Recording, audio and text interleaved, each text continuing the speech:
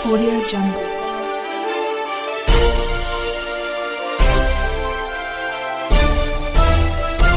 Audio Jungle. नमस्कार, मी यशवंत आणि आपण पाहत आहात बहुजन सैनिक महाराष्ट्र लाईव्ह. जागना है तो जगना पड़ेगा एक राष्ट्र के लिए. लोक शिक्षक बाबा भारती प्रतिष्ठान पुणे तसंच रयत विद्यार्थी विचार मंच आयोजित महाराष्ट्र साहित्य परिषदेच्या नवनिर्वाचित सदस्यांचा सत्कार व पुरस्कार समारंभ महात्मा फुले महाविद्यालय पिंपरी येथे आज दिनांक 8/4/2026 रोजी सकाळी 10 वाजता संपन्न झाला.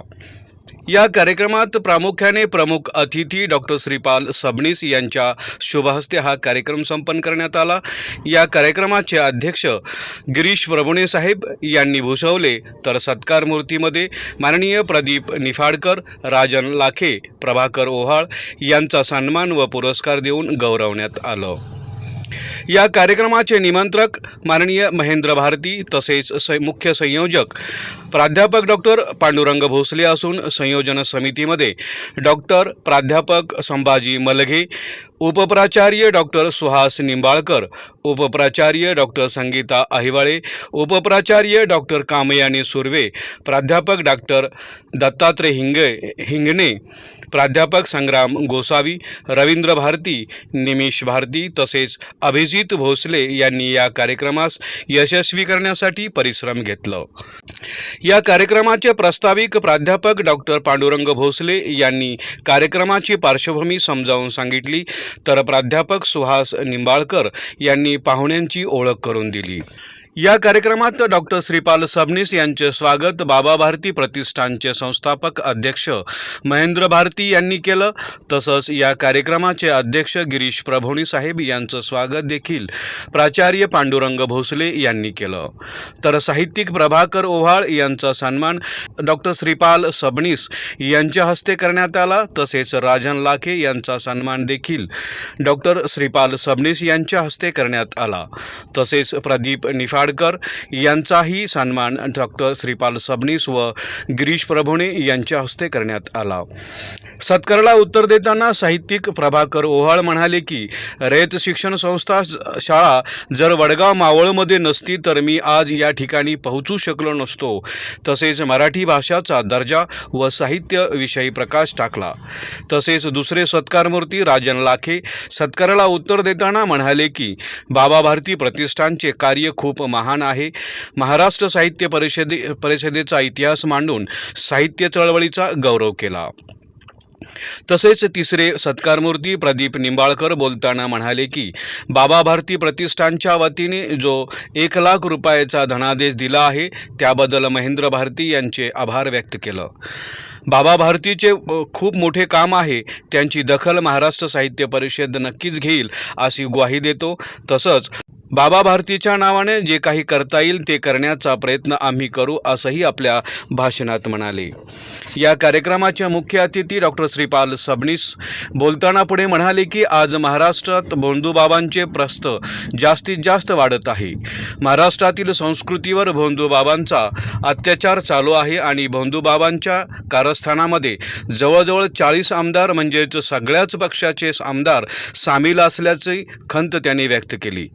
तसेच सन्मानार्थी प्रभाकर ओहाळ, राजन लाखे व प्रदीप निफाडकर यांचे भरभरून कौतुकही केलं. साहित्य हे सर्वांगीण असले पाहिजे असे ठणकावून सांगत महाराष्ट्रातील साहित्य चळवळीवर प्रकाश टाकला.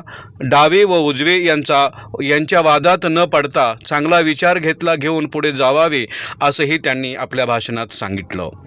तर कार्यक्रमाचे अध्यक्ष गिरीश प्रभुणे आपल्या अध्यक्षीय भाषणात बोलताना म्हणाले की प्रभाकर ओहाळ, प्रदीप निफाडकर, राजन लाखे यांनी खूप छान कामगिरी करून पुढे समाजहिताचा निर्णय घेऊन कार्य करतील असे अपेक्षा व्यक्त केली.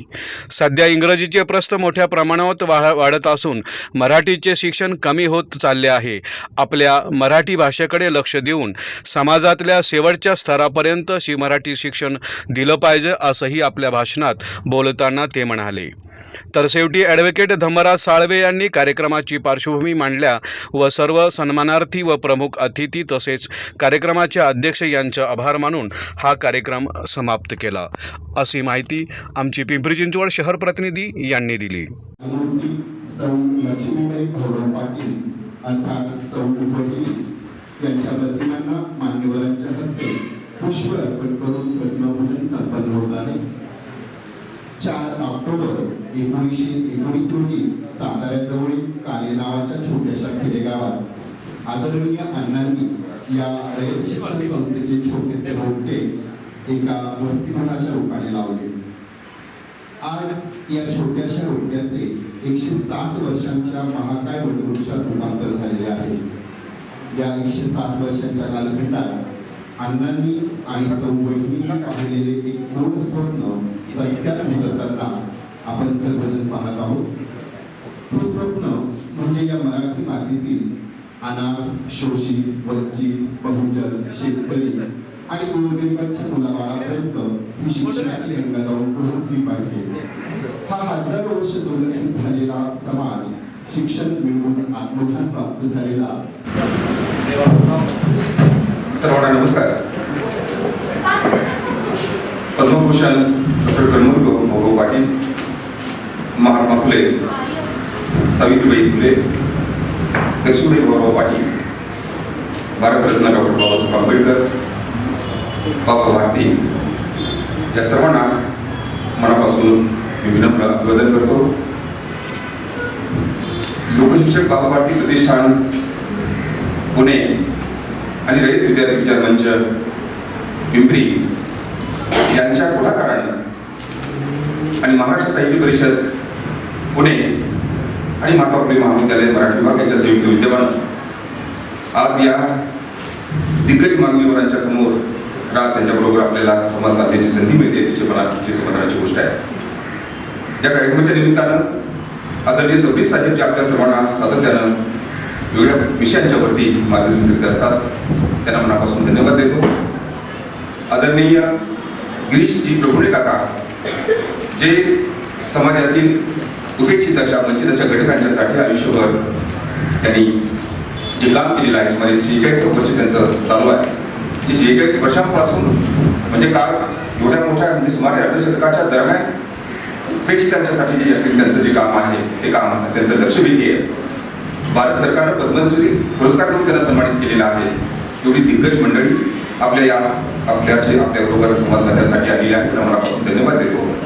आणि महाराष्ट्र साहित्य परिषदेवरती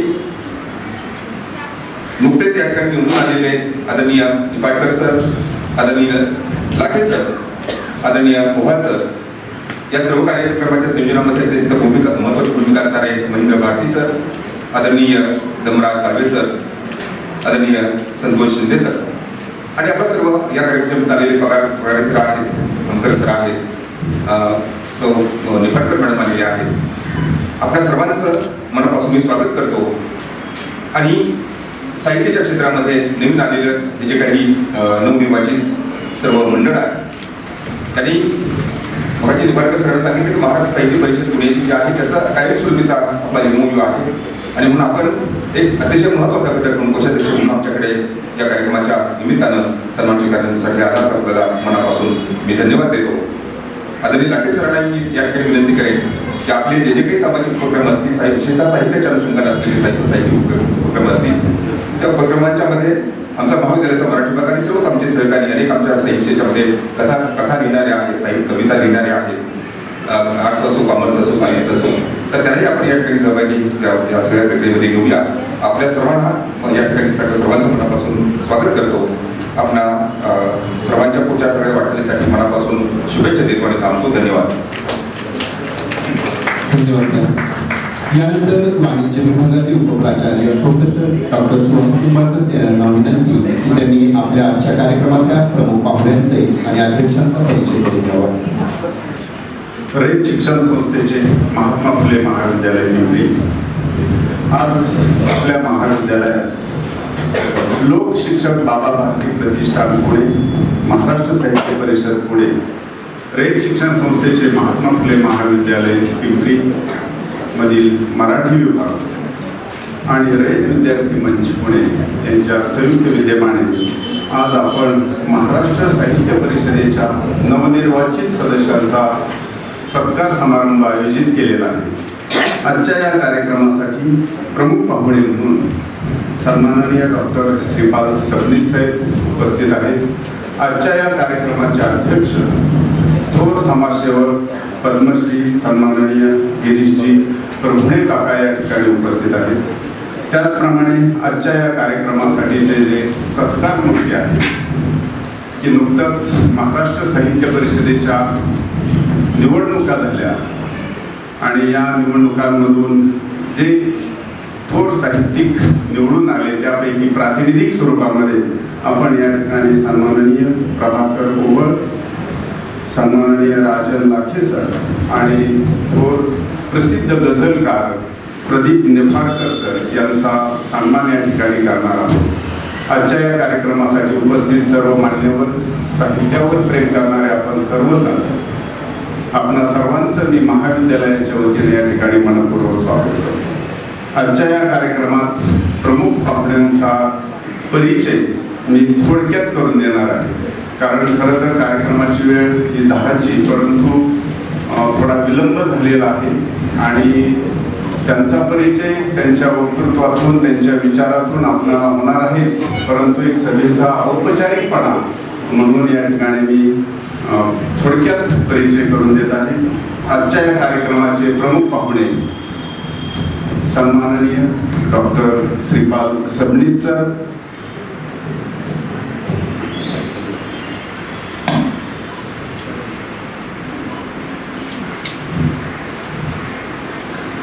आणि साहित्य क्षेत्रात डॉक्टर श्रीपाल सबनीस हे नाव म्हणजे संपूर्ण महाराष्ट्राला अतिशय प्रचलित असणार आहे, कारण आपणा सर्वांना माहिती आहे की साहित्य संमेलनाचे 89व्या साहित्य संमेलनाचे अध्यक्षपद भूषवत असताना त्यांनी जे भाषण केलं ते भाषण आजही संपूर्ण महाराष्ट्र विसरलेला नाहीये, की अतिशय एक संवेदनशील व्यक्तिमत्व म्हणून या ठिकाणी सबनीस सरांकडे पाहिलं जातं। एक थोडक्यात त्यांचा परिचय असा, श्रीपाल सबनीस यांचा जन्म हाडोळी तालुका निलंगा म्हणजे मराठवाड्यातील त्यांचा जन्म आहे। MA PhD सरांचं शिक्षण आहे ते उत्तर महाराष्ट्र विद्यापीठ जळगाव येथे तौलनिक भाषा विभागात प्राध्यापक, विभाग प्रमुख तर होतेच, परंतु विद्यापीठाच्या कला विद्या शाखेचे ते अधिष्ठाता होते। सन्माननीय सबनीस साहेब मराठी लेखक, अभ्यासक व समीक्षक आहेत। जळगावच्या उत्तर महाराष्ट्र विद्यापीठातून विभाग प्रमुख म्हणून, प्रोफेसर म्हणून ते निवृत्त झालेच, परंतु काही काळ त्यांनी प्राचार्य म्हणून देखील काम केलेलं आहे। सरांचे 77हून अधिक मराठी ग्रंथ प्रसिद्ध आहेत।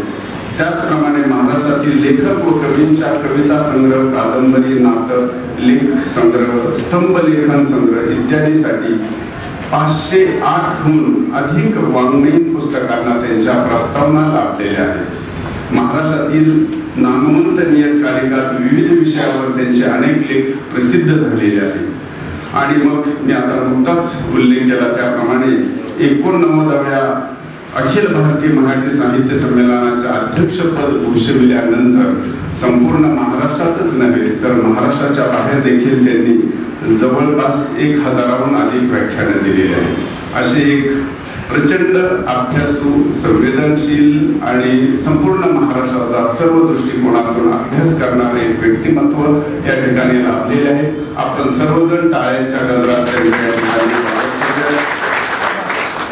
त्यांना अनेक पुरस्कार भेटलेले आहेत।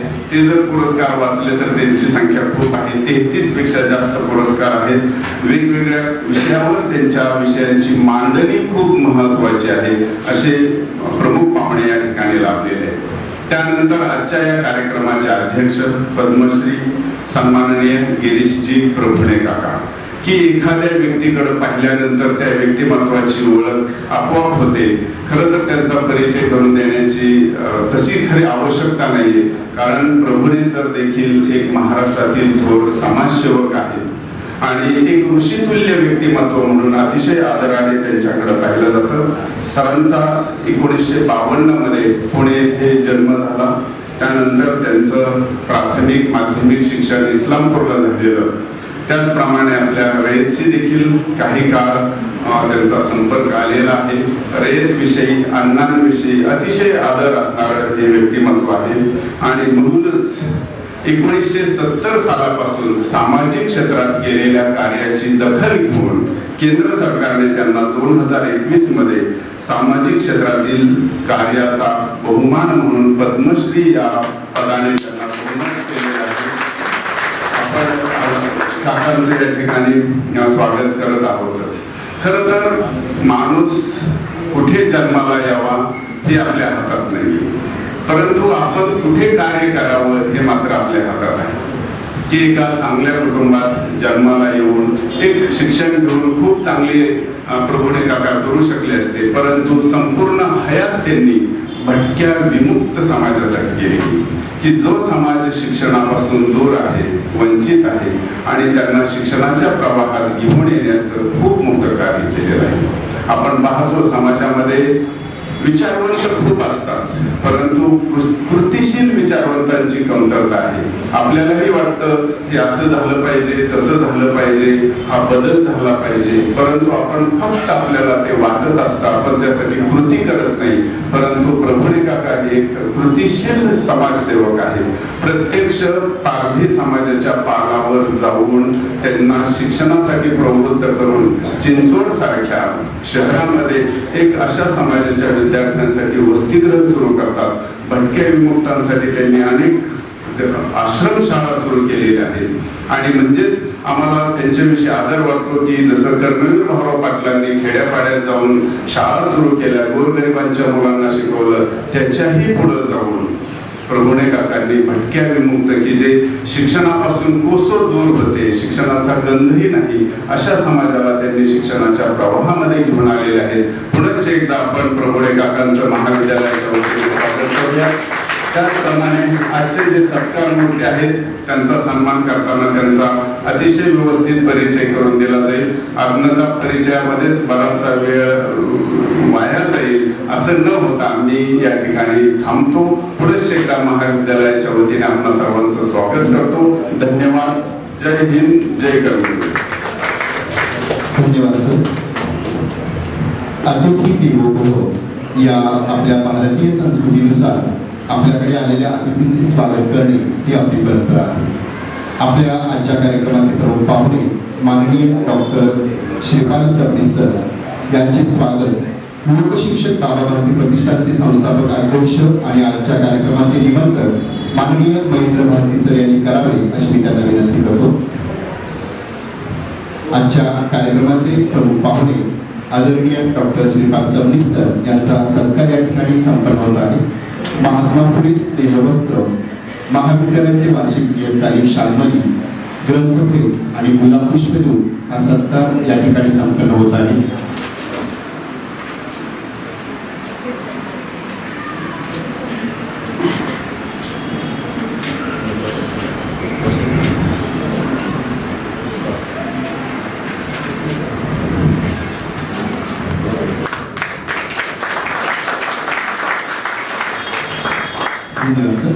यानंतर महाविद्यालयाचे प्राचार्य प्रोफेसर डॉक्टर पांडुरंग भोसले साहेब यांना विनंती की त्यांनी आजच्या कार्यक्रमाचे अध्यक्ष पद्मश्री माननीय गिरीशजी प्रभुणे यांचे स्वागत या ठिकाणी करावे.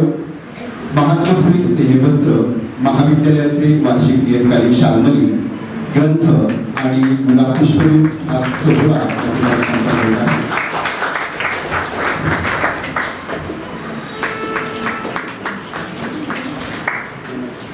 मनस्वी. धन्यवाद साहेब. यानंतर या ठिकाणी आदरणीय सौ अनिता निफाडकर मॅडम उपस्थित आहेत. त्यांचंही गुलाब पुष्प देऊन या ठिकाणी स्वागत करावं अशी मी प्राचार्य साहेबांना विनंती करतो. सौ अनिता निफाडकर मॅडम.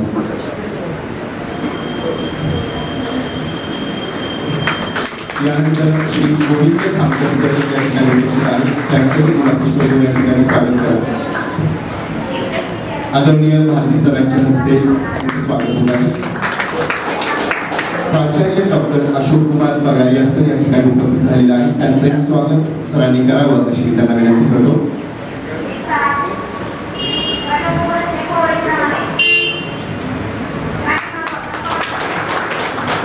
या ठिकाणी प्राध्यापक दाभाडे सर उपस्थित आहेत, त्यांचंही स्वागत सरांनी करावं अशी त्यांना विनंती करतो.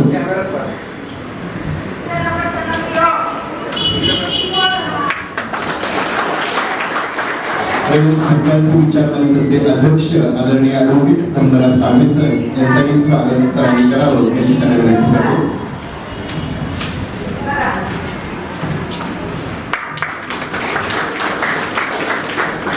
धन्यवाद सर. सर्व मान्यवरांना पुन्हा आसन विनंती करतो. यानंतर युट्यूबचे या ठिकाणचे गायकवाड सर यांचंही स्वागत साहेबांनी करावं अशी त्यांना विनंती करतो.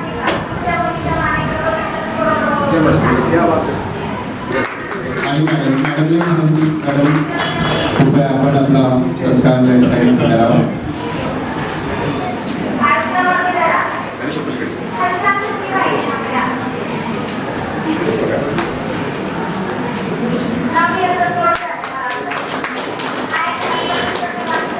धन्यवाद.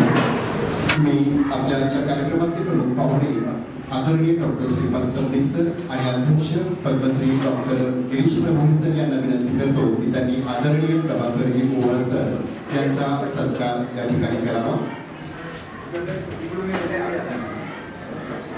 स्मृतिचिन्ह महात्मा फुले स्नेहवस्त्र ग्रंथ महाविद्यालयाचे नियतकालिक शालमली आणि गुलाब पुष्प देऊन हा सन्मान या ठिकाणी साजरा होत आहे. बाबा भारती प्रतिष्ठानच्या वतीने समग्र बाबा भारती हा ग्रंथ, त्याचबरोबर महात्मा फुले स्नेहवस्त्र आणि स्मृतिचिन्ह देऊन हा सत्कार या ठिकाणी केला जात आहे.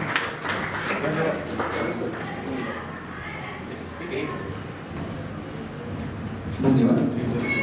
मान्यवरांनी आसनस्थ होण्याची विनंती करतो. यानंतर आपल्या आजच्या कार्यक्रमाचे दुसरे सत्कारार्थी आहे महाराष्ट्र साहित्य परिषदेचे पुणे जिल्हा प्रमुख म्हणून नियुक्त झालेले माननीय राजेंद्र लाखे सर. मी आजच्या कार्यक्रमाचे प्रमुख पाहुणे आदरणीय डॉक्टर श्रीपाल सबनीस सर आणि अध्यक्ष माननीय पद्मश्री गिरीश प्रभू सर यांना विनंती करतो की त्यांनी आदरणीय राजेंद्र लाखे सर यांचा सत्कार करावा.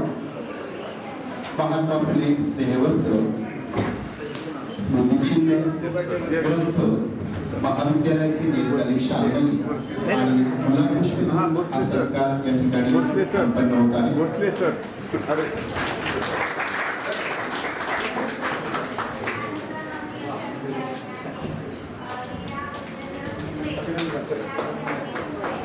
धन्यवाद.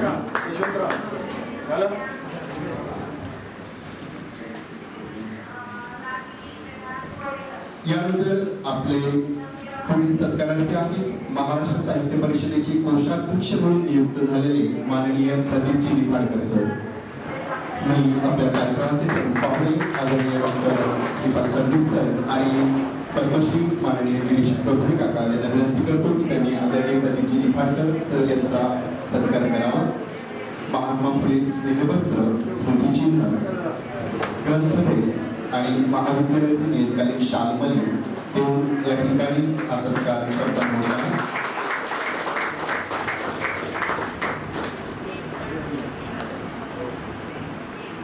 धन्यवाद.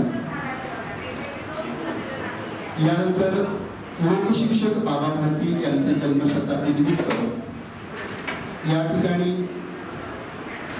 आदरणीय महेंद्र भारती सरांच्या वतीने महाराष्ट्र साहित्य परिषदेसाठी रुपये 1 लाख रुपयाची देणगी या ठिकाणी देण्यात येत आहे. लोकशिक्षक बाबा भारती यांच्या जन्मशताब्दी वर्षानिमित्त ही देणगी महेंद्र भारती यांच्या वतीने महाराष्ट्र साहित्य परिषदेसाठी या ठिकाणी देण्यात येत आहे. आजचा योग देणगी आमच्या कोषाध्यक्षांकडेच या ठिकाणी सुपूर्द करण्यात आलेली आहे. या ठिकाणी आजच्या कार्यक्रमासाठी प्रमुख उपस्थिती म्हणून ॲडव्होकेट सतीश गोरडे सर या ठिकाणी उपस्थित झालेले आहे. मी महाविद्यालयाचे प्राचार्य आदरणीय भोसले साहेब यांना विनंती करतो की त्यांनी त्यांचा या ठिकाणी सन्मान करावा. पद्मश्री गिरीश प्रभू काकांच्या हस्ते हा सत्कार या ठिकाणी संपन्न होत आहे. महात्मा फुले स्नेहवस्त्र, गुलाब पुष्प आणि ग्रंथभेद देऊन हा सत्कार या ठिकाणी केला जात आहे.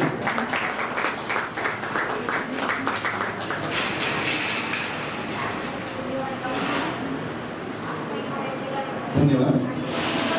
यानंतर आपण सत्काराच्या मनोगताकडे वळणार आहोत. सर्वप्रथम मी ज्येष्ठ कवी आणि पुणे जिल्हा प्रमुख आदरणीय प्रभाकर ओव्हाळ सर यांना अशी विनंती करतो की त्यांनी आपलं मनोगत या ठिकाणी व्यक्त करावं. महाराष्ट्राचं आद्य कुलदैवत छत्रपती शिवराय, महात्मा ज्योतिबा फुले, डॉक्टर बाबासाहेब आंबेडकर आणि छत्रपती शाहू महाराजांना अभिवादन करतो. आज या महात्मा फुले महाविद्यालयामध्ये ज्या शाळेमध्ये हा आमचा सत्कार सोहळा आयोजित केलेला आहे, मला इतका आनंद झाला की वडगाव मावळच्या एका ग्रामीण भागातून मी आलो आणि जर रयत शिक्षण संस्थेची शाळा वडगाव मावळमध्ये नसती तर मी या पदापर्यंत आता पोहोचू शकलो नसतो.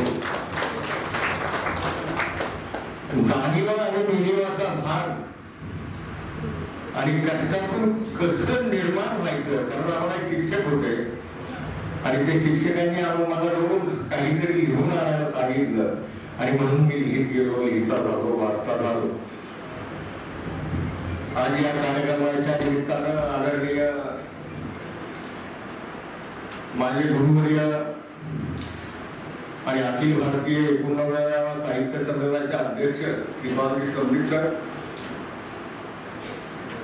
आज या ठिकाणी पद्मश्री आदरणीय गिरीजी प्रभुणे आहेत, या कॉलेजचे प्राचार्य भोसले सर, उपप्राचार्य निंबाळकर सर आणि त्याचबरोबर मी वृत्तपत्रामध्ये जे लिहायला लागलो आणि ज्यांनी माझं मार्गदर्शन केलं, आता कोषाध्यक्ष म्हणून ज्यांची आपण निवड केलेली आहे महाराष्ट्रामध्ये, असे आदरणीय निंबाळकर सर, माझे दुसरे स्नेही आणि मार्गदर्शक लाखे सर आणि महेंद्र भारती. मला 10-12 दिवसापूर्वी महेंद्र भारतीने सांगितले की आपला एक पुरस्कार आणि सत्कार समारंभ मी आयोजित करतोय आणि मला आश्चर्य वाटलं. महेंद्र भारतीने मला 15 वर्षापूर्वी एक पुरस्कार या महाविद्यालयामध्ये दिलेला होता. बाबा भारतींचं चरित्र हे एवढं मोठं आहे. मी काल त्यांच्याकडून माहिती घेतली, त्यांनी मला माहिती दिली आणि 1944 साली बाबा भारतींनी डॉक्टर बाबासाहेब आंबेडकरांची भेट घेतल्याचा उल्लेख आहे. ज्या मराठीला अभिजात दर्जा मिळालेला आहे 2 वर्षापूर्वी, मी 98व्या अखिल भारतीय साहित्य संमेलनामध्ये मी दिल्लीला मध्ये माझी निवड झाली होती मराठी भाषा आणि महाराष्ट्र धर्म या परिसंवादासाठी. तिथे आम्ही एवढा मोठा तो कार्यक्रम केला आणि त्या मराठीला अभिजात दर्जा जसा मिळाला तसा पाली भाषेलाही हा अभिजात दर्जा केंद्र शासनाने दिलेला आहे. याचा मला सार्थ अभिमान वाटतो. याचं कारण म्हणजे मी सुद्धा पाली भाषेचा विद्यार्थी आहे. मराठी भाषेवर जी कुठं चढलेली आहे ती पाली भाषेची आगमागणीची आहे हे मी आपल्याला नमूद करतो. आजचे आपले दुसरे सत्कारार्थी ज्येष्ठ कवी आणि पुणे जिल्हा प्रमुख महाराष्ट्र साहित्य परिषदेचे आदरणीय राजंती लाखे सरांना विनंती करतो की त्यांनी आपले मनोगत या ठिकाणी व्यक्त करावे. नमस्कार. आता अभिनव वाग्विलासी जे चातुर्य कलाकामे ते शारदा विश्व मोहिनी नमली मिया, त्या शारदेला वंदन करू, त्याचप्रमाणे कर्मवीर भाऊराव पाटील यांनाही वंदन करून आणि आजचा जो कार्यक्रम आहे जो बाबा भारती यांचं प्रतिष्ठानाने घेतलं आहे त्या बाबा भारतींना जे मराठी पाली भाषेचे शब्दकोशाकार आहेत त्यांनाही वंदन करून व्यासपीठावर उपस्थित आजच्या कार्यक्रमाचे अध्यक्ष आदरणीय गुरुवर्य श्री गिरीजी प्रभुणे सर, त्याचप्रमाणे 89व्या अखिल भारतीय मराठी साहित्य संमेलनाचे अध्यक्ष, आतापर्यंत भरपूर अध्यक्ष झालेले आहेत पण एक अध्यक्ष हयात आहेत ते म्हणजे श्रीपाद सबनीस सर, त्याचप्रमाणे आमचे मित्र आणि महाराष्ट्र साहित्य परिषदेच्या याच्यावर कोषाध्यक्ष पदावर निवडून आलेले श्री प्रदीपजी निफाडकर सर, त्याचप्रमाणे आमचे सहकारी प्रभाकर पोवाळ सर, महेंद्र ज्यांनी हा कार्यक्रम केलेला संयोजक महेंद्र भारती सर, त्याचप्रमाणे प्राचार्य पांडुरंग भोसले सर, धम्मराज साळवे सर आणि सतीश गोरडे सर, समोर बसलेले सर्व मान्यवर अशोक पगारिया सर, निंबाळकर सर, त्याचप्रमाणे गोविंद खामकर, संगीता आयोरे मॅडम आणि सर्व आलेले उपस्थित सर्व मान्यवर, प्रदीप निफाडकर वहिनी पण आहे तिथे, आणि सर्व रसिक मित्रांनो आणि विद्यार्थी मित्रांनो, आजचा कार्यक्रम जो सत्काराचा घेतलेला आहे महेंद्र भारती सरांनी बाबा भारतीच्या प्रतिष्ठानाच्या माध्यमातून, त्यामुळे नक्कीच आम्हाला आनंद आहे. पहिले मराठी भाषा जे शब्द पोशाकार ज्यांनी यामध्ये खूप काम केलं, त्यामध्ये बाबा भारती काम करतात आहे. त्यांचं कार्य जे आहे सतत चालू असतं या प्रतिष्ठानच्या माध्यमातून, आणि या प्रतिष्ठानच्या माध्यमातून हाही एक कार्यक्रम त्यांना घ्यावा असा वाटला. मला असं वाटतं की तो आमचं भाग्य आहे की त्यांना महाराष्ट्र साहित्य परिषदेत पदाधिकारी निवडून आले ते ठीक आहे, पण महाराष्ट्र साहित्य परिषदेबद्दल जी आस्था आहे ती मला नक्कीच महेंद्र भारती यांच्या या जी कृती आजची आहे त्यामधून नक्कीच आनंददायी आहे. महाराष्ट्र साहित्य परिषदेची जी स्थापना झाली ती स्थापना 1906 मध्ये ती स्थापना झाली. त्याच्यानंतर पहिलं ग्रंथकार संमेलन जे घेतलं गेलं ते 1878 मध्ये ग्रंथकार संमेलन घेतलं गेलं. 1878 नंतर 1885 मध्ये पहिल्या संमेलनाचे अध्यक्ष होते महादेव गोविंद रानडे सर.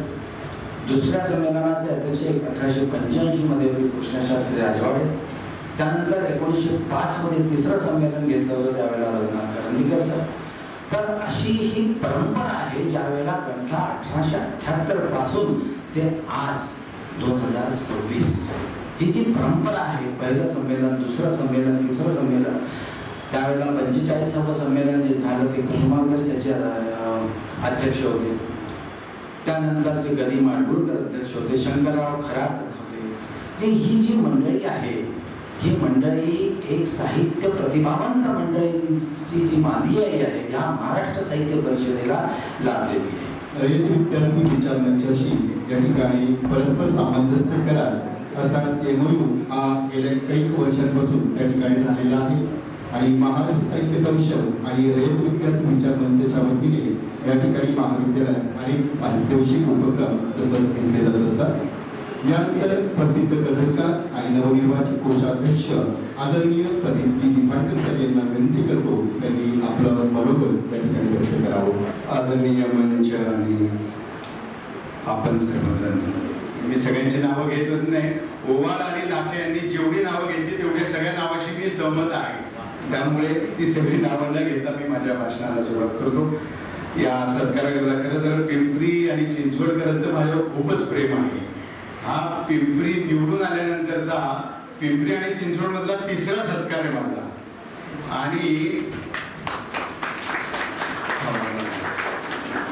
आणि हे इतके चतुर आहे महेंद्र भारती, त्यांनी पहिल्या सत्काराला ते होते, दुसरे होते, तिसरे आहे. पहिला सत्कार हा सबनीस सरांच्या हस्ते झाला सोहम भाषणाचा. दुसरा सत्कार हा गिरीश प्रभुणे यांच्या हस्ते झाला. ते म्हणले पण दोघांना एकत्र आणलं पाहिजे म्हणून परत हा तिसरा सत्कार त्याच्या घडून आणला. म्हणजे हे फार चांगलं केलं तुम्ही. यालाच म्हणतात साहित्य. साहित्य म्हणजे काय? सहहित, सगळ्यांनी एकत्र येऊन काम करणं याला साहित्य म्हणतात. त्यामुळे हा अतिशय देखणा कार्यक्रम तुम्ही आणि भोसले सरांबद्दल तर बोलायला खूप मिळालं, पण आता बोलत नाही. नेहमीच अडचणीत बसूनही हास्य चेहऱ्यावर असणारे असे भोसले सर आहेत. आणि याचं कारण वावा नुसतं नाही होत, त्याचं कारण त्यांच्या ऐकायला ती पुढचीच अडचणीची प्राचार्यांची. पण जुने मित्र आहेत माझे, त्यामुळे मी मजा करायला हरकत नाही त्यांची. पण ते अशा अडचणीत बसूनही चेहऱ्यावर हास्य असतं. असतं त्याचं कारण आहे. त्याचं मुख्य कारण असं आहे, त्यांची PhD ही 2 कवींवर आहे. एक रेवणन टिळक आणि दुसरे नामदेव दसाळ. कवी असला की हसरा असतोच तो, आहे की नाही? त्यामुळे तसं त्यांनी कवींवर PhD असल्यामुळे ते असले. आणि त्यांना मी म्हटलं, फार अडचणीत बसलाय तुम्ही, काहीतरी जरा स्टेजची रचना वेगळी केली पाहिजे. ते म्हणले, पांडुरंगाला एक वीट पुरते. अशा खुर्चीवर नाही तर खुर्चीवर असणारे आमचे मित्र हे भोईटे सर असताना मी इथं आलो होतो. आठवण आहे मला, याच हॉलमध्ये माझा गझलचा कार्यक्रम झाला होता. बाबासाहेब होते त्या शेंगे. त्यामुळे अतिशय असं चांगला या MOU बद्दल आता चर्चा झाली. MOU म्हणजे आपण सामंजस्य करार म्हणतो. हा तुमच्या महाविद्यालयाचा आणि मसापचा हा सामंजस्य करार आहे. गेले काही वर्ष या सामंजस्य कराराचा पाळला गेलेला नाही. तो कुणाकडनं पाळला गेला ह्या खोलात मी जात नाही, पण कार्यक्रम होत नाही हे सत्य आहे. तर लोकांना असं वाटलं की आपल्या सामंजस्य नाही, म्हणून तरी या वर्षी आपण भरपूर कार्यक्रम करूया अशी मी ग्वाही देतो. महेंद्र भारती हे माझे जुने मित्र आहेत. महेंद्र भारतींनी 2008 मध्ये मला तो कोश दिला होता पाली भाषेचा, बरोबर ना? लक्षात येईल.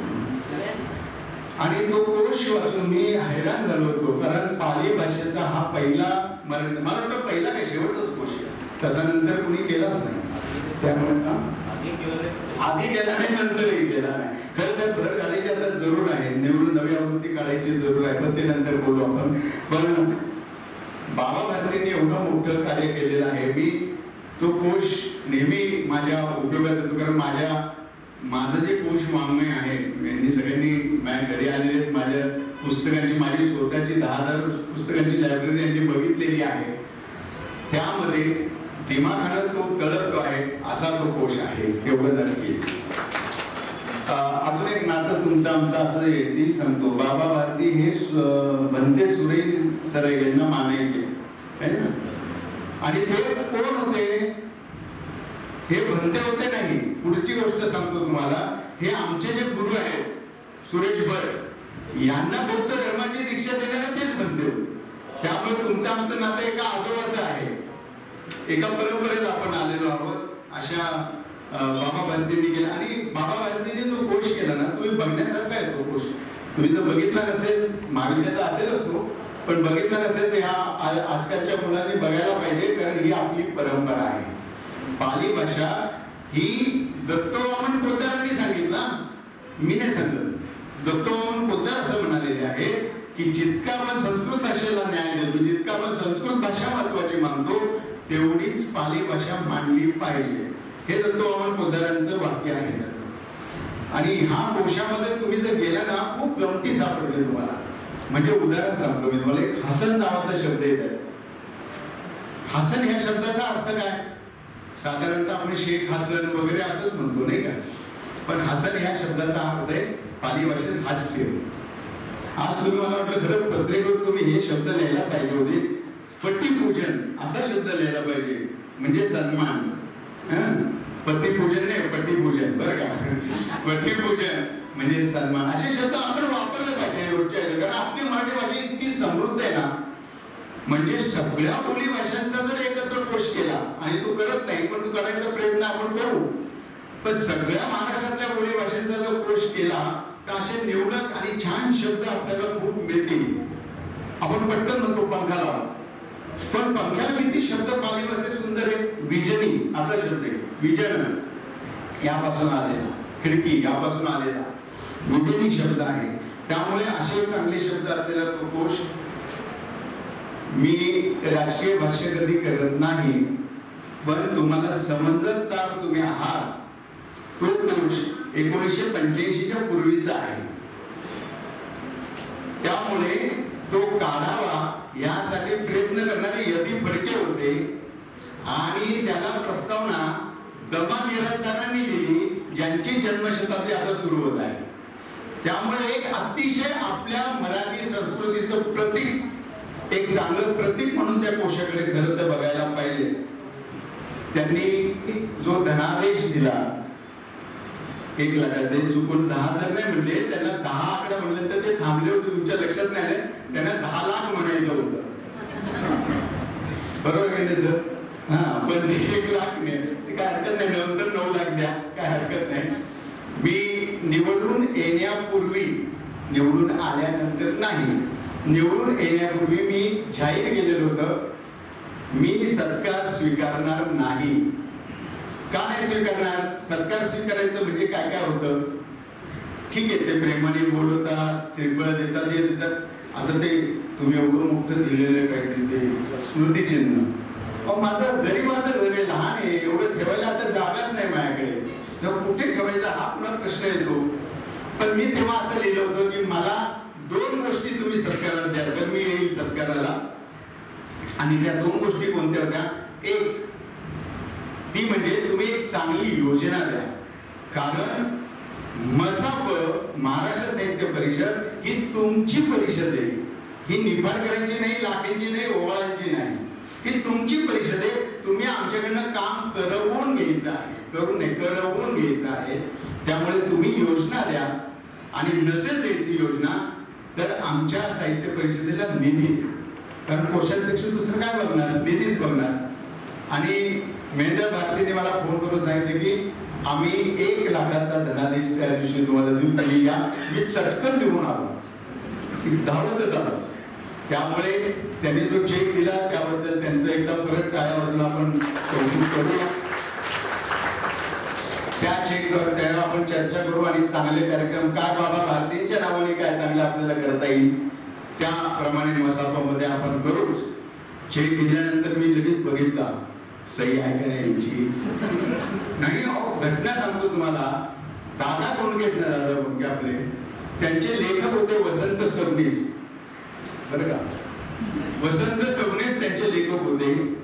आणि निर्माते, दिग्दर्शक, संगीतकार हे गीतकाराला वगैरे पैसे देत नाही, लेखकाला कधीच देत नाही. हा, ती सेवा असते साहित्याची. हे मात्र करतात तर धंदा असो, आणि ते करतात ती सेवा असते, आम्ही करतो. त्यामुळे त्यांनी वसंत सबनीसांना कधी पैसे दिले नाही. बरं, वसंत सबनीस बिचारे चांगले होते, सबनीस सगळे चांगले असतात, गरीब होते बिचारे स्वभावाने, ते कधी बोलले नाही. आणि ते कधीच बोलले नाही दादा कोंडकेंना. पण त्यांचा साठी जेव्हा होती वसंत सबनीसांची, त्या साठीच्या समारंभात माझ्यासारखा एक फटकल माणूस बोलला. तो म्हणला की सबनीस इतक्या वर्ष तुमच्याकडे दादा लिहितात, त्यांची आर्थिक परिस्थिती फार चांगली नाही, त्यांना तुम्ही खरं काहीतरी मदत केली पाहिजे. दादा कोंडके हुशार, विरोधीच ना, हुशार. त्यांनी बोलले, अरे मला आजपर्यंत वसंत काहीच बोललेलं नाही, असं कसं? आज मी त्याला तुमच्या सगळ्यांच्या साक्षीने हा चेक देतो. दिला चेक. 15-1 दिवस झाले, मित्र भेटला वसंत सबनीसांच्या रस्त्यात. काय मग कितीचा चेक दिला तुला? त्या दिवशी वर्तमानपत्रात आला, तुला चेक दिला. कितीचा दिला? त्यावेळी चेक दिला, पण तो खरंच कोरा होता. त्यावर सही सुद्धा दादा कोंडकेंनी केली नाही, असा कोरा चेक दिलेला होता.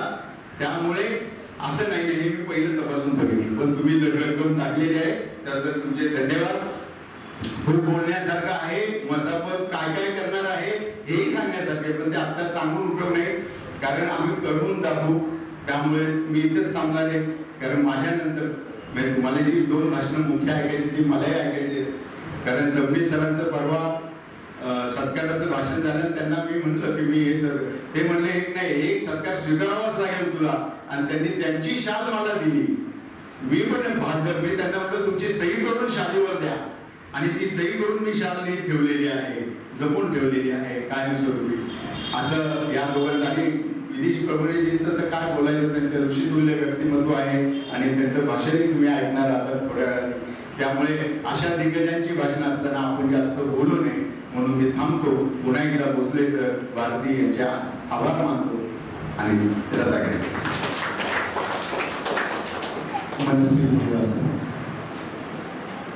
यानंतर आजच्या कार्यक्रमाचे आपले प्रमुख पाहुणे, ज्येष्ठ साहित्यिक आदरणीय डॉक्टर श्रीपाल सबनीस सर यांना मी विनंती करतो की त्यांनी आपले मनोगत या ठिकाणी व्यक्त करावं. ज्या महाविद्यालयात आपण हा कार्यक्रम घेतो आहोत त्या पवित्र नावाला महात्मा फुले यांच्या महात्मेपणाला आणि रयत शिक्षण संस्था स्थापन केलेल्या बाबांच्या कर्तृत्वाला मी विनम्र अभिवादन करतो. जगातील सर्व सांस्कृतिक प्रवाहातील महामाता आणि महामानव यांच्याही कर्तृत्वाला मी विनम्र अभिवादन करतो. या कार्यक्रमाचे सन्माननीय अध्यक्ष, कृतिशील अशा प्रकारचे सुधारक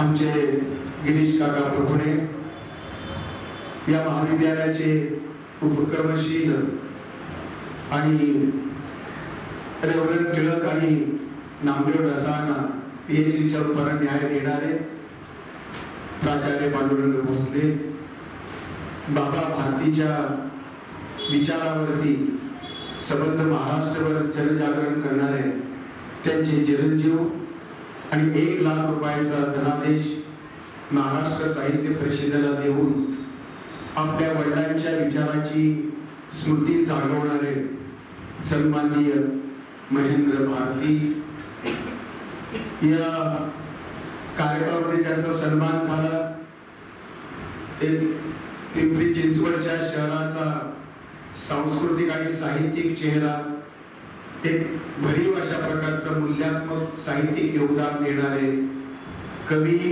आणि कलावंत सन्माननीय राजन लाखे, महाराष्ट्र साहित्य परिषदेचं खजिनदार पद भूषवणारे उत्तम गझलकार आणि सुरेश भटांच्या वारसा चालवणारे सन्माननीय प्रदीप निफाडकर, आमचे स्नेही आणि आंबेडकर चळवळीतील साहित्यिक योगदान देणारे, शायरी, लावणी आणि तमाशाला सर्वार्थाचा न्याय देणारे, या उपेक्षित समाजातील चरित्र नायकांचं चरित्र जगभर पोहोचवणारे, आंबेडकर केंद्रीय साहित्य लिहिणारे सन्माननीय प्रभाकर ओव्हा, आमचे मित्र आणि या कार्यक्रमाला उपस्थित एक अभ्यासक, महावीर जैनांच्या विचाराचे वारसदार भाष्यकार डॉक्टर अशोक पगारिया, त्याचप्रमाणे इथल्या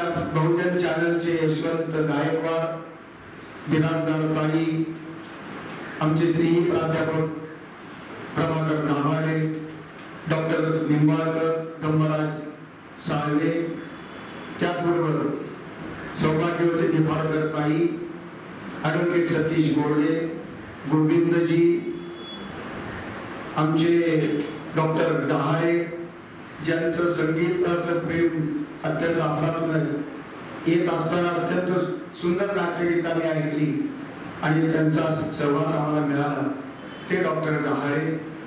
त्याचबरोबर सूत्रसंचलनामध्ये अत्यंत औचित्यपूर्णता लागणारे, अर्थपूर्णता निर्माण करणारे सन्माननीय गोसावी, आमच्या भगिनी, या कॉलेजच्या प्राध्यापिका, सर्व विद्यार्थी आणि मित्र हो, या सर्व निवडून आलेल्या मसापच्या सर्व उमेदवारांचं मी जाहीरपणानं अभिनंदन करतो आपल्या साक्षीनं. निवडणुकी लोकशाहीमधलं सगळ्यात महत्वाचं संचित आहे, ते धन आहे, लोकशाहीचा गाभा आहे. प्रत्येकाने आपल्या आपल्या कृतीप्रमाणे, भूमिकेप्रमाणे त्याला मतदान होतं आणि म्हणून एक विरोधी आणि असा पक्ष, 2 पक्षात, 3 पक्षामध्ये, 4 पक्षामध्ये निवडणुकी भूमितरली जाते. या मसापच्या 2 पॅनल मधलं हे युद्ध आता संपलेलं आहे आणि आता दोन्ही पॅनल मधले काही माणसं, काही प्रतिनिधी या ठिकाणी यशस्वी झालेले आहेत. साहित्याचा पक्ष कोणता? काँग्रेस नाही, राष्ट्रवादी नाही, RPI नाही, कम्युनिस्ट नाही, भाजप नाही, शिवसेना नाही.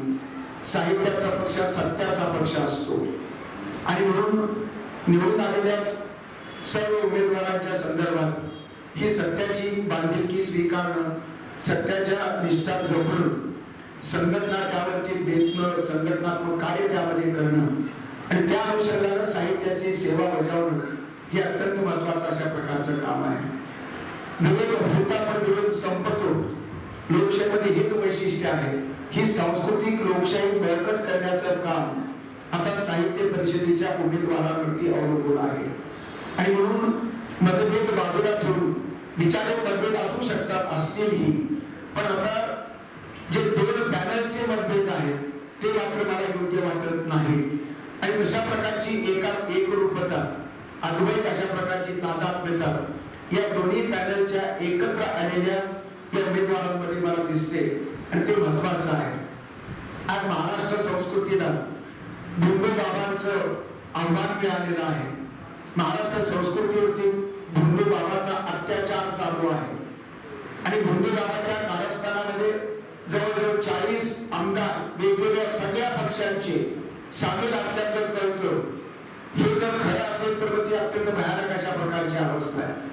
लोकशाहीचं शुद्धीकरण करण्यासाठी सांस्कृतिक शुद्धीकरण महत्वाचं आहे.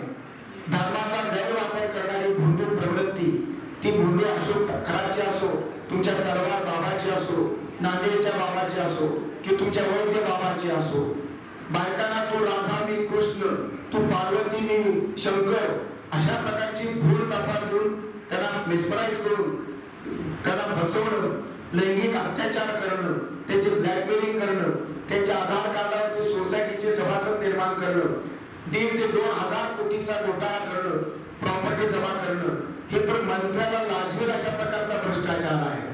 आणि या भ्रष्टाचारी बाबाला, भोंदू बाबाला पोचलं ते राजकीय व्यवस्थेनं पोचलेलं आहे. त्यात भाजपचे आमदार आहेत, शिवसेनेचे आमदार आहेत, काँग्रेसचे आमदार आहेत, राष्ट्रवादीचे आमदार आहेत, एकेकाचे 177 कोण आहेत. आणि अशा प्रकारच्या फोनमधून ही जर भोंदूगिरी चालत असेल तर हे महाराष्ट्र साहित्य परिषदेच्या ध्येयवादाला आव्हान आहे. फडणवीसांच्या शुद्ध राजकारणाला ते आव्हान आहे.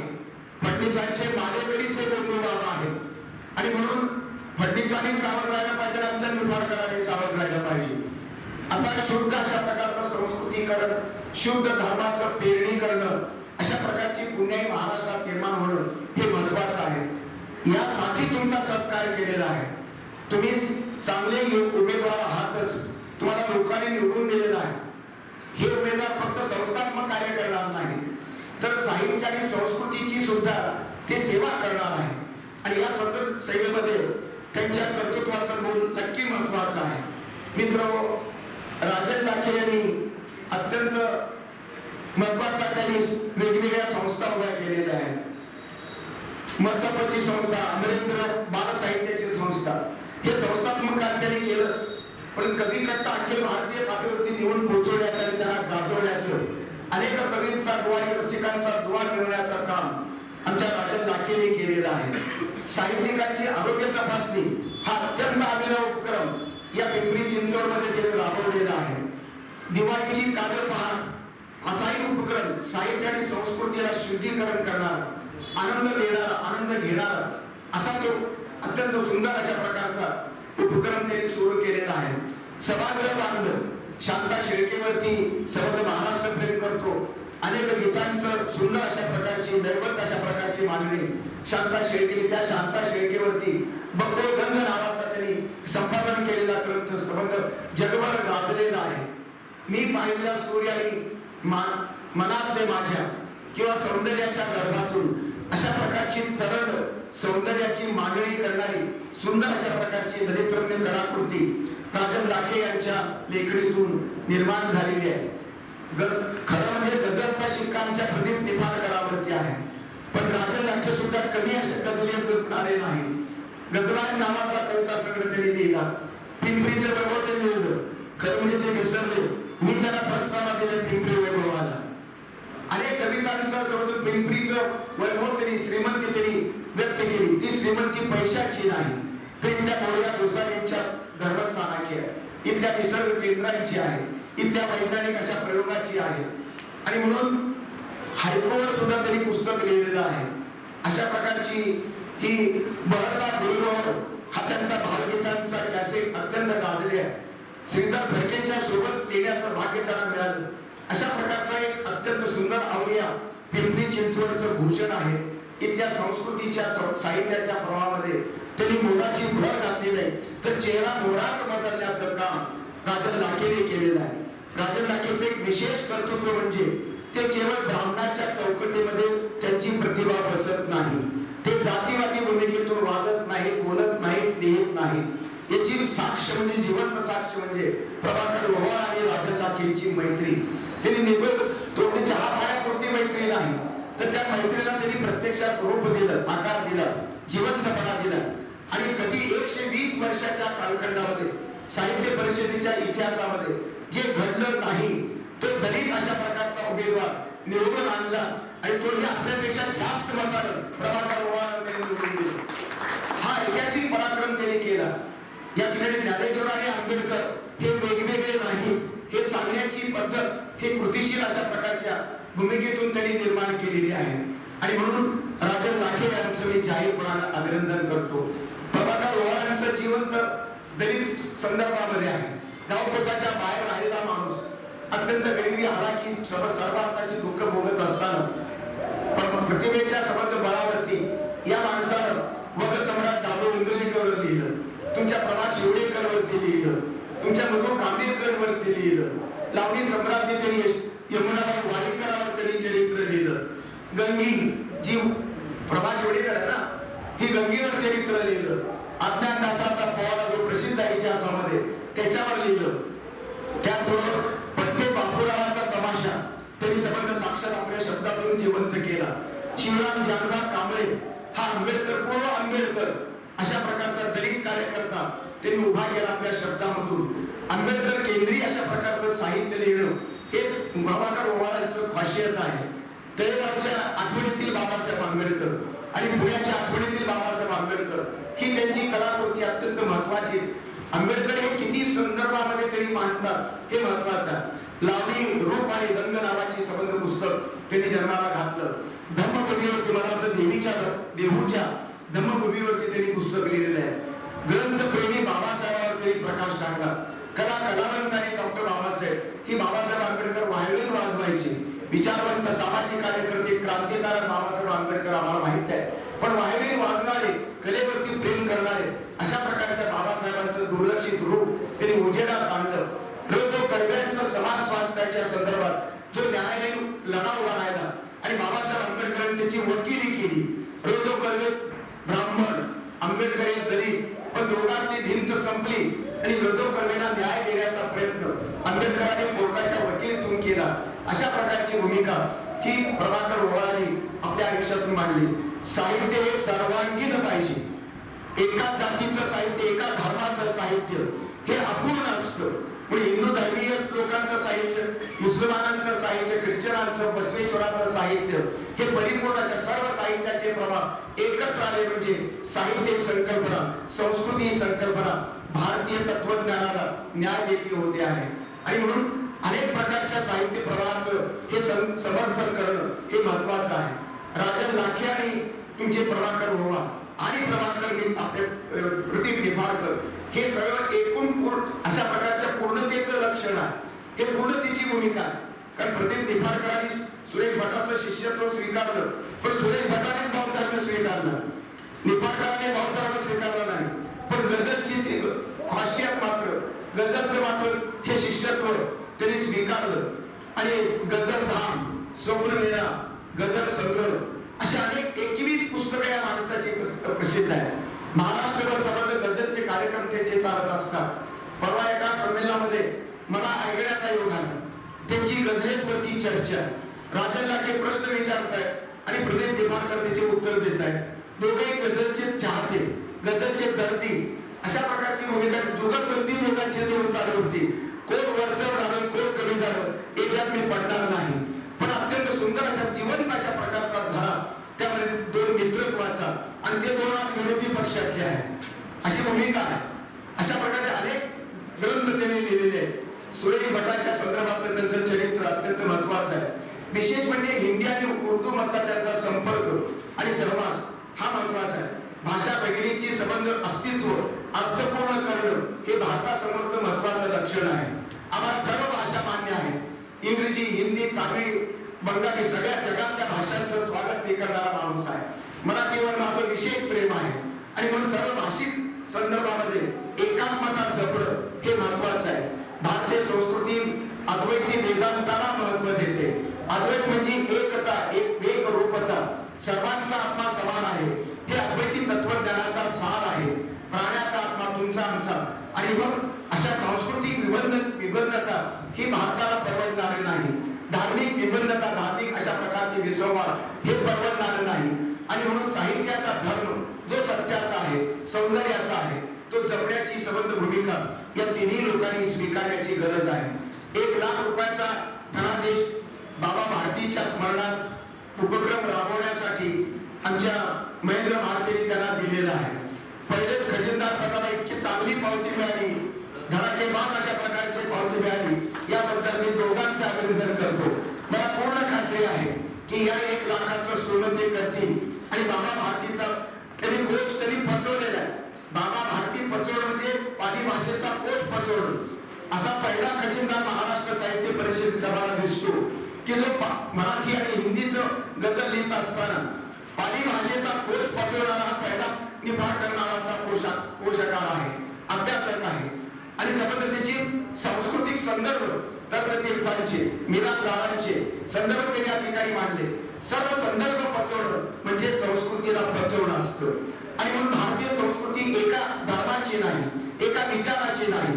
अनेक इथे चारवाडी आहे, इथे बुद्ध आहे, निरीश्वरवादी इथे तत्व दार्शनिक आहेत आणि ईश्वरवादी दार्शनिक आहेत. माध्वाचार्य आहे, शंकराचार्य आहे आणि चारवाक सुद्धा आहे. चारवाकाला कोणीही ठार मानलेलं नाही. याचा अर्थ सहिष्णुता हा भारतीय संस्कृतीचा मुख्य धर्म आहे. या संस्कृतीला न्याय देण्याची भूमिका साहित्यिकाची असली पाहिजे, साहित्य संस्थांची असली पाहिजे. तीच साहित्य संस्कृती प्रदीप निफाडकर, राजन लाखे आणि प्रभाकर ओवाळ अशा प्रकारच्या या 3 उमेदवारातून आम्हाला भूमिकेतून दिसते आहे. हे अत्यंत चांगलं चिन्ह आहे. ते कोणत्या पक्षातर्फे आले, कुठून कुठल्या विचाराचे आहे याच्याशी मला कर्तव्य नाही. डाव्या आणि उजव्यामध्ये एक निश्चित मी मध्यवर्ती ठिकाणी राहू इच्छितो. डाव्यातलं चांगलं पण घेऊ इच्छितो आणि उजव्यातलं हे चांगलं पण मला घ्यायची गरज वाटते. कारण एक सत्य डावीकडे नसतं, पूर्ण सत्य उजवीकडे सुद्धा नसतं. उजवीमध्ये ड्रॉबॅक आहे, डाव्यामध्ये ड्रॉबॅक आहे. उजवीकडे भ्रष्टाचार आहे, डावीकडेही भ्रष्टाचार आहे. तुमचे स्वामी विवेकानंदांचा विचार हे कम्युनिस्टांनी कधी स्वीकारला नाही, कारण त्यांना उजवे समजायचे. 1991 ला त्यांना भारतीय कम्युनिस्ट पक्षाला आपला नेता मानला, आपला महापुरुष मानलं. भगतसिंग हा समाजवादी, कट्टर समाजवादी आहे. त्याला सबंध उजव्या गटातली माणसं त्याला आपला मानतात, पण त्याचा विचार समाजवाद किती पसतो याबद्दल मला शंका आहे. जे चांगलं ते चांगलं स्वीकारायचं आणि जे वाईट ते नाकारायचं, ही भूमिका संस्कृती आणि साहित्य शुद्धीकरणासाठी आवश्यक आहे. यामध्ये चळवळी उभ्या राहू शकतात. आणि म्हणूनच अशा प्रकारचे 3 प्रतिनिधी महाराष्ट्र साहित्य परिषदेचे या ठिकाणी सन्मानित झाले. पुरस्कार संबंध तिरस्काराच्या काळामध्ये इथे पुरस्कार दिले जातात, इथे सन्मान केला जातो. चांगल्या प्रवृत्तीचा हा सन्मान आहे. चांगलं कराल या आशेवरती सन्मान आहे आणि तुम्ही चांगलं कराल ही खात्री आम्हाला आहे आणि म्हणून आम्ही सन्मानित करतो. जग युद्धाच्या 3ऱ्या महायुद्धाच्या संबंध वाटेला चाललेला आहे.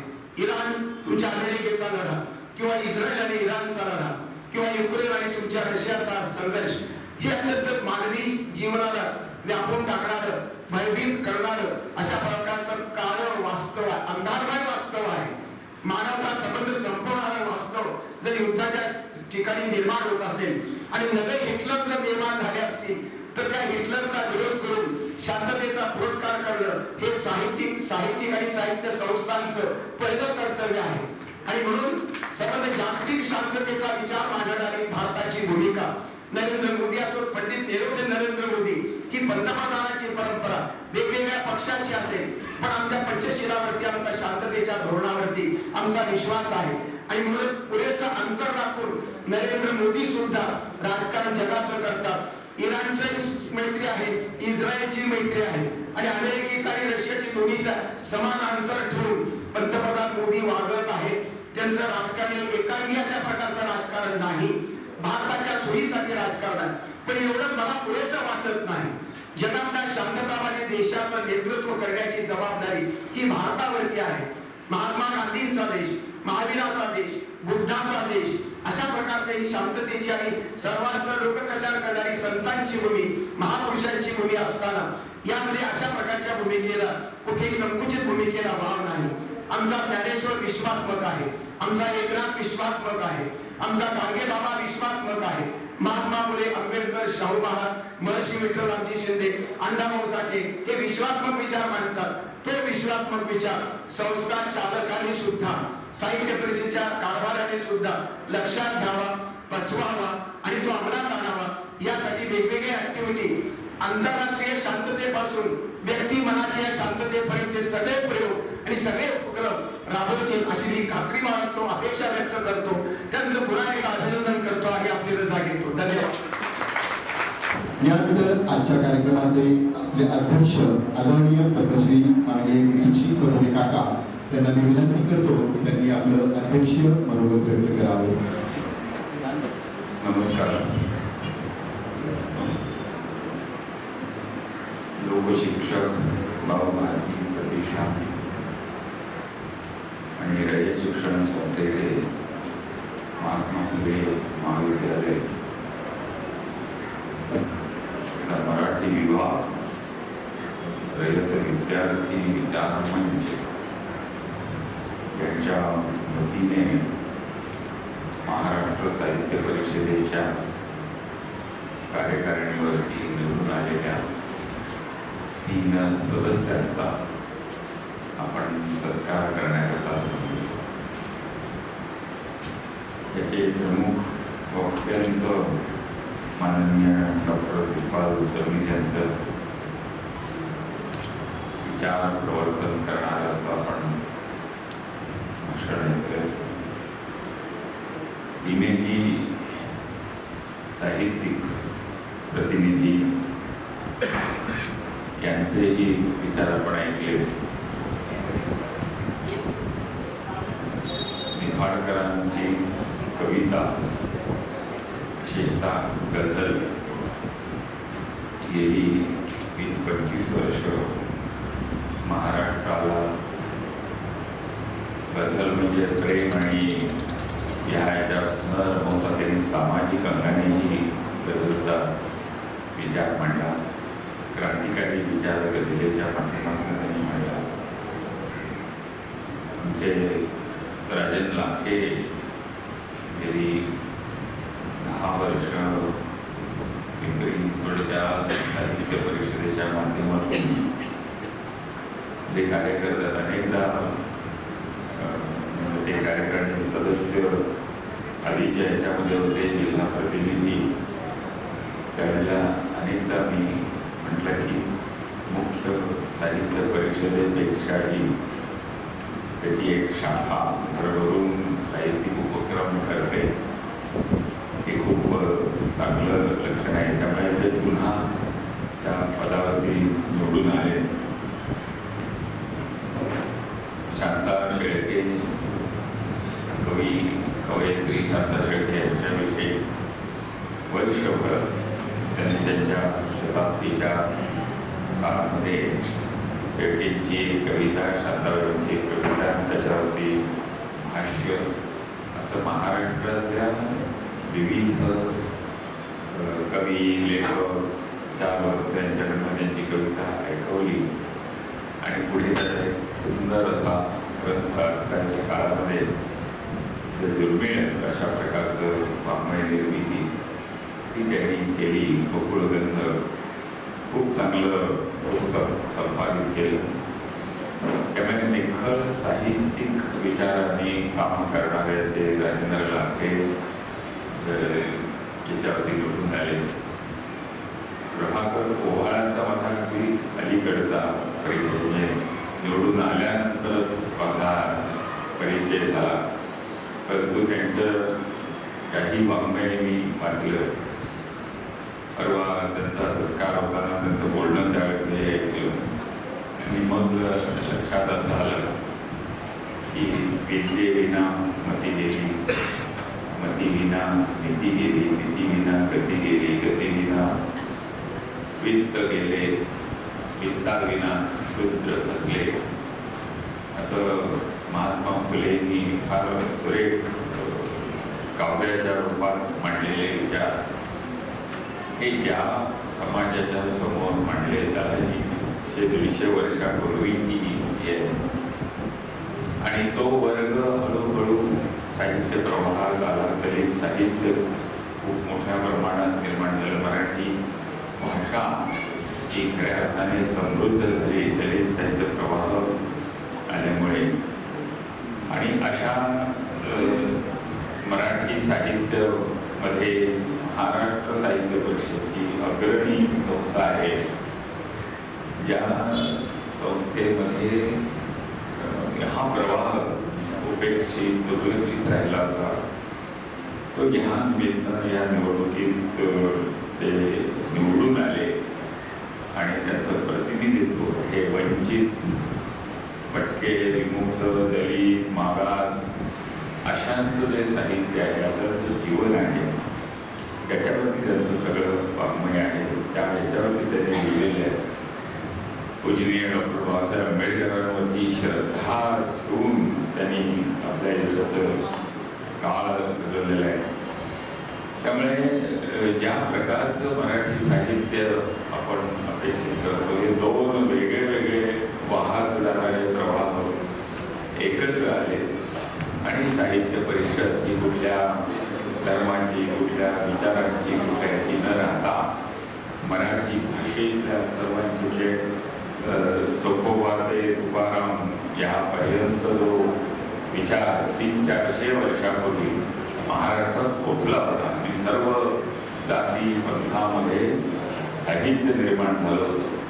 आणि त्या याच्यातलं पुढे इंग्रजांची सत्ता आली, इंग्रजी वाङ्मय आलं, इंग्रजीचं अनुकरण आलं आणि गेली 100 वर्ष ते आपण मराठी वाचत आलो. तर इंग्रजी भाषेच्या प्रभावातून निर्माण झालेलं सगळं साहित्य होतं. पुन्हा एकदा मराठीकडे आपण हळूहळू वळायला लागलेलं. इंग्रजीचा प्रभाव एवढा झाला की त्यांनी ओव्हाळांनी सांगितलं की केवळ मावळामध्ये 198 गाव आहे आणि 150च्या वर इंग्रजी शाळा प्रत्येक गावात आता निर्माण झालेले आहे. त्याच्यावर मात करून पुन्हा एकदा वाड्या वस्त्यांमध्ये जो मागास, जो वंचित आहे, त्याचा आवाज उठवणार आहे असे साहित्य परिषद. खऱ्या अर्थाने मराठी साहित्याचं दर्शन आता त्या ह्याच्यात होणार आहे. इंग्रजीच्या प्रभावाखालचा मराठी भाषा आता मुक्त झाली आणि एक चांगल्या प्रकारचं हे साहित्य परिषदेतलं वातावरण या सगळ्यांच्या निवडणुकीमुळे निर्माण झालेलं आहे. अशा सगळ्यांचा सत्कार बाबा भारती प्रतिष्ठान जे आहे, बाबा भारतींचं जर आपण नीटपणे हे केलं, मी जवळून त्यांचं सगळं चरित्र वाचलं आणि लक्षात आलं की डॉक्टर बाबासाहेब आंबेडकरांनी जो धम्मपूर्ण धम्म शाब्दिक हे आहे, जो लुप्त झाला होता आणि मिश्रण झालं होतं वेगवेगळ्या प्रकारचं. हिंदू धर्म सुद्धा, हिंदुत्वाचा म्हणजे वेद उपनिषदांचा धर्म किंवा भगवद्गीतेतला धर्म किंवा ज्ञानेश्वरीतला धर्म पूर्ण लुप्त झाला होता. अशा प्रकारच्या याच्यात बाबासाहेबांनी त्याला चालना दिली, चक्र त्याला पुन्हा चालना देऊन प्रज्वलित केला. तो अर्थदीपभाव जसा आहे त्याला बाबा भारतींनी त्या काळात म्हणजे जवळपास 70-80-100 वर्षापूर्वीच्या काळात बाबासाहेबांच्या विचारांनी पाली भाषेत असणारं सगळं वाङ्मय जे संस्कृतमध्ये असायचं, पूजा अर्चा पाठ लग्न विधी सगळे संस्कृतमध्ये, ते मराठीमध्ये आणले पालीतले. आणि सामान्य माणसाला आपण काय आचरण केलं पाहिजे त्याकडे पंचशील आणि त्रिशरण ही जी सगळी बुद्धाचं तत्वज्ञान बाबासाहेबांनी मांडलं ते सामान्य माणसाला कळेल अशा मराठीमध्ये त्यांनी आणलं. त्याचे वर्ग घेतले, त्याचा अभ्यास करून पाठ्यपुस्तकासारखं पुस्तक तयार केलं. ते समजावं याच्याकरता शब्दकोश, जसं इंग्रजी डिक्शनरी आपण इंग्रजी भाषा शिकण्याकरता वापरतो, तसं हे बाबा भारतींनी केलं. हे अत्यंत अनमोल आणि दुर्मिळ कार्य करणाऱ्या प्रतिष्ठानच्या वतीनं हा सत्कार आहे. याचा अर्थ असा आहे की सामान्य वंचित जो मागास घटक आहे त्याला आता साहित्याच्या याच्यात निवडून येण्याइतकी त्याची स्वतःची प्रगती झाली आहे. नाही ते निवडणुका म्हटलं की जातीचे गट, धर्माचे गट याची एकगठ्ठा मतं पडून येत असतात. साहित्याच्या दरबारात असा कुठलाही भेदभाव नव्हता. या काळामध्ये हे 3 प्रतिनिधी आणि सर्व कार्यकारिणी आठवड्यापूर्वी ज्या सगळ्या त्यामुळे हा सत्कार होण्याची कारणं जर आपण शोधली तर यांच्या पुढे खूप मोठं आव्हान आहे. हे मराठी भाषाचा उत्कर्ष करण्याचं आहे.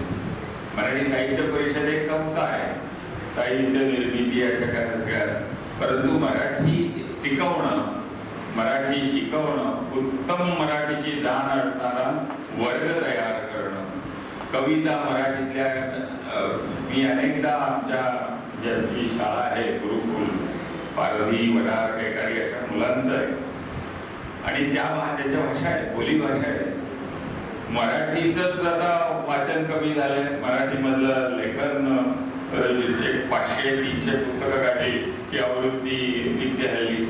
ती सुद्धा आवृत्ती जी आहे ती डिजिटल असते, त्यामुळे वाचायला कुणाला जवळच नाही. जर डिजिटल कुठे वाचणार, पुस्तकं घेतली की त्याचं रॅपरही वरचं न काढता पुस्तकं पुन्हा आमच्याकडे देणगी म्हणून येतात पुस्तकं लेखकांकडनं वाचकांना मिळालेली, ते रॅपरही काढलेलं नसतं त्याने आणि अशी. तर ही अवस्था आजची सामान्य स्तरामध्ये आहे आणि ती बदलायची असेल तर सामान्य स्थितीतनं वर आलेले असे हे मंडळी आहेत की ज्यांनी समाज पाहिलेला आहे, समाजाचं दर्शन घेतलेलं आहे, समाजातल्या व्यथा वेदना केलेल्या आहेत. वंचित वर्ग हा आत्ता शिकू लागलेला आहे. पारधी मुलं आत्ता शिकले, अजून भीक मागतायत रस्त्यावरती, सिग्नलला, महिला पेट्रोल पंपावरती रात्रीच्या उभ्या आहेत देह विक्रयासाठी. अशी अवस्था आता आली, इतकं दारिद्र्य आहे. आणि त्या काळामध्ये रस्ते खूप मोठे रुंद स्वच्छ, इमारती खूप मोठमोठ्या, लक्झरी फ्लॅट झालेले, कपड्यांची विविधता आलेली आहे. मोबाईल आणि इंटरनेट याच्याद्वारे रोज रतीब घालावा असे चित्रपट जागतिक दर्जाचे आपल्याला पाहायला मिळत आहेत. त्यामुळे आपल्या जवळची सामाजिक स्थिती काय आहे ते बघायला सुद्धा आता वेळ नाहीये. वाहनं अशी आहेत की जलद गतीनं तुम्हाला पोहोचवू शकतात. विमानतळ आता तालुका पातळीची मंडळी सुद्धा सामान्य हे सुद्धा विमानानं जाऊ शकतात, नांदेडला, सोलापूरला. अशी व्यवस्था नजीकच्या काळात आपल्याला सगळ्याला सुख सोयी स्वर्ग महाराष्ट्रात अवतरायला लागलेला आहे. मराठी कुठे आहे असं जर आपण हे केलं, मराठी भाषा कुठे आहे, मराठी भाषेचं वाङ्मय निर्मितीचं हे कुठे आहे. साहित्य संमेलन म्हणजे एक तर म्हणजे आता 10-12 वर्ष झाली साहित्य संमेलन झाले, त्याच्यानंतर झालेले अध्यक्ष आपल्याला आठवणार नाही, पण 89व्या संमेलनाचे अध्यक्ष आजही मराठीची पताका खांद्यावर घेऊन गावोगाव जातात. हे अद्भुत काम आहे. त्यामुळे अशा काळात या तिघांचा सत्कार आपण करतोय, त्याची जबाबदारी आपण त्यांना देतोय की तुम्ही मराठी साहित्यिका, मराठीतल्या वंचित वर्गातनं तुम्हाला निवडून दिलेलं आहे, त्यांच्या भावना, त्यांच्या समस्या या मराठीतून कशा होतील.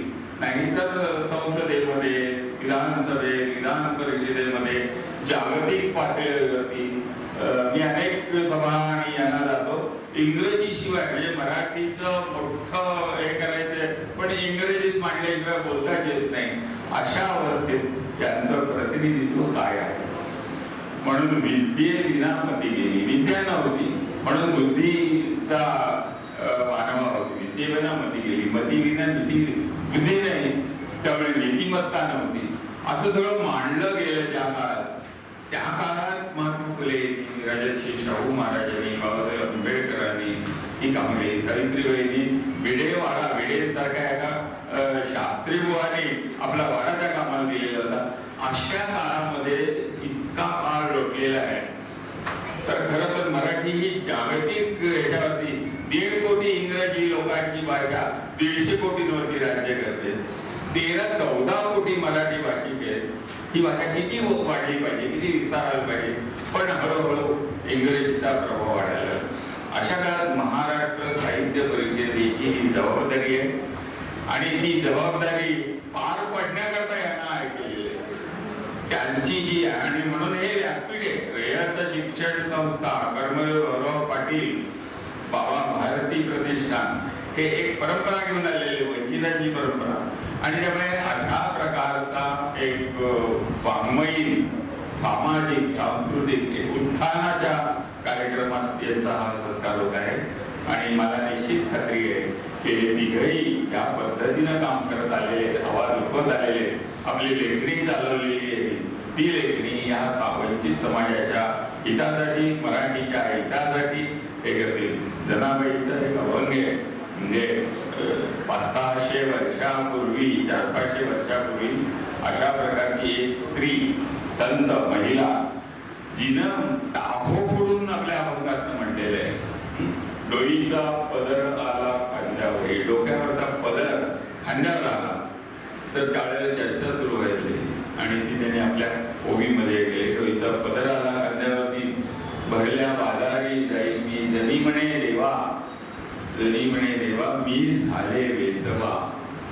लोक कसे म्हणतात, जिनं आपलं आयुष्य पंढरपूरच्या विठोबाला सामायिक केला किंवा उत्क्रांतीचा काळ होता, पुनरुत्थानाचा काळ होता, अत्यंत अन्याय अत्याचाराचा काळ होता तो, त्या काळात सुद्धा समाजात अजून ही परिस्थिती फारशी बदलली आहे असं नाही. हीच परिस्थिती आजही सर्व सार्वत्रिक आहे.